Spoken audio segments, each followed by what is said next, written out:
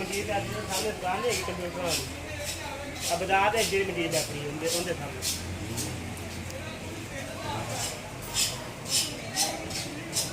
हाँ हाँ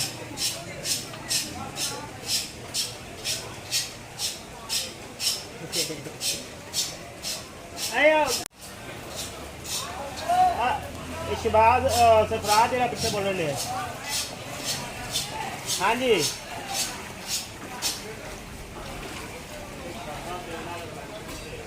अच्छा